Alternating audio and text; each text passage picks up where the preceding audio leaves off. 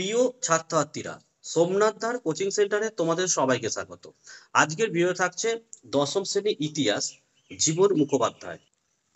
চতুর্থ অধ্যায়, সংঘবদ্ধতার গড়ার কথা, বৈশিষ্ট্য ও বিশ্লেষণ। অনুশীলনীর প্রশ্ন এবং উত্তর নিয়ে আলোচনা। আগের অধ্যায়ে প্রশ্ন উত্তর দেখতে হলে অবশ্যই তোমরা প্লেলিস্টটিকে একটু ফলো করে দেখে নাও। তোমরা প্রত্যেকটা সাবজেক্টের এবং প্রত্যেকটা প্রকাশনী বইয়ের তোমরা কিন্তু অনুশীলনী প্রশ্ন উত্তর পেয়ে যাবে। তো চলো আজকে আমরা ভিডিও শুরু করি। তো এখান থেকে শুরু করবো আমরা। কয়েক দাগ থেকে দেখো, সঠিক উত্তরটি নির্বাচন করো। এমসিকিউ 1, বঙ্গভাষা প্রকাশিকা সভা ছিল বাংলার প্রথম ড্যাশ। 4টি অপশন দিচ্ছে এখানে, কবিদের সভা, শিক্ষকদের সভা, জমিদারদের সভা, শ্রমিক সভা। 4টে অপশন, প্রত্যেকটা অপশনে ভুল রয়েছে। সঠিক অ্যান্সারটা হবে রাজনৈতিক প্রতিষ্ঠান। 2 দেখে নাও, সিপাহী বিদ্রোহকে ভারতের প্রথম স্বাধীনতা যুদ্ধ বলে অভিহিত করেন। অপশন সি লিখবে, ডি.ভি. সাভারকার। 3, আনন্দমঠ প্রকাশিত হয়। অপশন সি 1882 খ্রিস্টাব্দে। 4, বর্তমান ভারতের লেখক হলেন। অপশন বি লিখবে, স্বামী বিবেকানন্দ। 5 প্রশ্ন, ভারত মাতা চিত্রটি আঁকেন। অপশন এ লিখবে, অবনীন্দ্রনাথ ঠাকুর। 6, বন্দে মাতরম সঙ্গীতটি রচিত হয়। অপশন সি লিখবে, 1875 খ্রিস্টাব্দে। 7, গগনেন্দ্রনাথ ঠাকুর ছিলেন। উত্তর হচ্ছে অপশন ডি লিখবে, ব্যঙ্গ চিত্রশিল্পী। 8 দেখো, ল্যান্ড হোল্ডার সোসাইটির সভাপতি ছিলেন। অপশন এ লিখবে, রাজা রাধাকান্ত দেব। 9 দেখো, হিন্দু মেলার সম্পাদক ছিলেন। তার 9 প্রশ্নের সঠিক অ্যান্সার কি? যে হিন্দু মেলার সম্পাদক ছিলেন কিন্তু অপশন বি হবে। কিন্তু অনেকে কিন্তু গগনেন্দ্রনাথ করেও, কিন্তু অ্যাকচুয়ালি সঠিক অ্যান্সার কেন, গণেন্দ্রনাথ ঠাকুর। কিন্তু হ্যাঁ, এই গণেন্দ্রনাথ ঠাকুর ছিলেন হিন্দু মেলার প্রথম সম্পাদক, যাকে আমরা সচিব বলি। আবার এখানে দেখো, নবগোপাল মিত্র, নবগোপাল মিত্র ছিলেন কার্যকারী সহকারী সচিব ছিলেন, ঠিক আছে।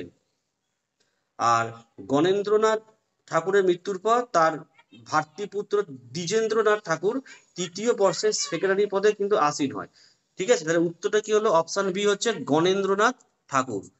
চলো শূন্যস্থান পূরণ দেখে নাও। এক একটা, বর্তমান ভারত গ্রন্থের লেখককে, স্বামী বিবেকানন্দ। 2, ভারত সভা প্রতিষ্ঠিত হয় 1876 খ্রিস্টাব্দে। 3 দেখে নাও, মহাবিদ্রোহের সময়ে ভারতের গভর্নর জেনারেল ছিলেন, কে ছিলেন, লর্ড ক্যানিং ছিল। 4 হচ্ছে দেখো, হিন্দু মেলার অপর নাম ছিল চৈত্র মেলা। এবার স্তম্ভ মেলায় চলে আসো, ক স্তম্ভ আর খ স্তম্ভ। এক একটা দেখো, সিপাহী বিদ্রোহ, অপশন ডি করবে, বাহাদুর শাহ। 2 এরটা আমি পরে আসছি। 3 দেখো, সিভিল সার্ভিস পরীক্ষা, এটা হচ্ছে লর্ড লিটন হবে, সি এরটাই হবে। আর এখানে দেখো 4 দেখো, চৈত্র মেলা, অপশন বি করবে, নবগোপাল মিত্র। কিন্তু এই যে সত্যবিলোপ নীতি, এটা কিন্তু লর্ড লিটনের সাথে এর কোনো সম্পর্ক নেই। তার অপশনটা কিন্তু ভুল দেওয়া রয়েছে, ঠিক আছে। তো এই 3টে এখানে দেখিয়ে দিলাম। আচ্ছা, এবার চলে আসো সত্য মিথ্যা কি বলেছে, এক একটা দেখে নাও। মহারানী ঘোষণাপত্র দ্বারা সত্যবিলোপ নীতি পরিত্যক্ত হয়, এটি একদম সত্যতা, ট্রু এটা। 2, মহাবিদ্রোহের সময় ভারতের গভর্নর জেনারেল ছিলেন ডালহৌসি, এটি কিন্তু ফলস। 3 দেখো, গোরা উপন্যাসে রবীন্দ্রনাথ ঠাকুর ইউরোপীয় সমাজকে সমর্থন করেছিলেন, এটিও ফলস।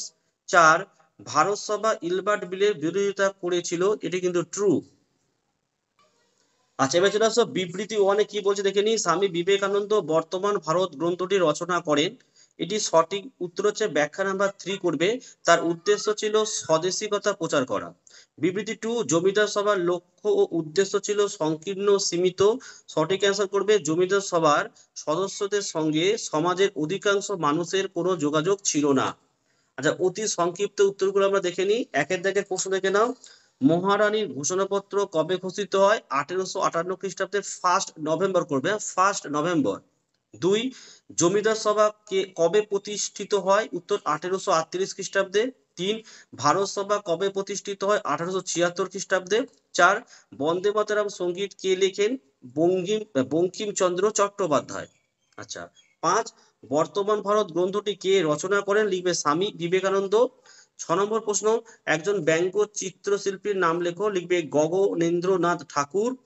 7 দেখো, ভারত মাতা চিত্রটি কোন ঐতিহাসিক ঘটনার পটভূমিকায় অঙ্কিত? লিখবে বঙ্গভঙ্গ ও স্বদেশী আন্দোলন। 8, গোরা উপন্যাসটি কে রচনা করেন? লিখবে রবীন্দ্রনাথ ঠাকুর। 9 দেখো মহারানী ভিক্টোরিয়াকে ভারত সম্রাজ্ঞী উপাধি দেওয়া হয় কবে? 1877 জানুয়ারি। তো দেখো আজকের এই ভিডিওতে আমি 1 নম্বরের সমস্ত প্রশ্নের উত্তর নিয়ে আলোচনা করে দিলাম। পরের পার্টে 2, 4 এবং 8 প্রশ্ন এবং উত্তর নিয়ে আলোচনা করে দেবো। আর তোমরা কোন প্রকাশনের বই পড়ছো অবশ্যই তোমরা কমেন্ট করে জানাও, তাহলে তোমাদের প্রকাশনী বইয়েরও প্রশ্ন উত্তরগুলো আমি এইভাবে সলভ করে দেবো। এবং তোমরা অবশ্যই প্লে লিস্টটাকে ফলো করো, ঠিক আছে? প্লে লিস্টে কিন্তু তোমরা আদার্স যে বইগুলো আছে কিন্তু প্রত্যেকটা ভিডিও আমি আপলোড করে দিয়েছি, ঠিক আছে? তো ইতিহাস নয়, তোমরা ইতিহাস, ভূগোল, জীবন বিজ্ঞান, ভৌত বিজ্ঞান যত ধরনের টেক্সট বুক রয়েছে আমি কিন্তু তার ভিডিও আপলোড করে দিয়েছি এবং বাকিগুলো চলছে, ঠিক আছে? ভিডিও ভালো লাগলে একটি লাইক করো এবং চ্যানেলে নতুন হলে চ্যানেলটাকে সাবস্ক্রাইব করো, পাশে থাকা বেল আইকন প্রেস করে অল নোটিফিকেশনটাকে অন করো, যাতে আমি যখনই কোনো ভিডিও আপলোড করি সবার প্রথম যেন তোমার কাছে পৌঁছে যেত। আজকের ভিডিও আমি এখানে শেষ করলাম। তোমরা প্রত্যেকে ভালো থেকো এবং সুস্থ থেকো।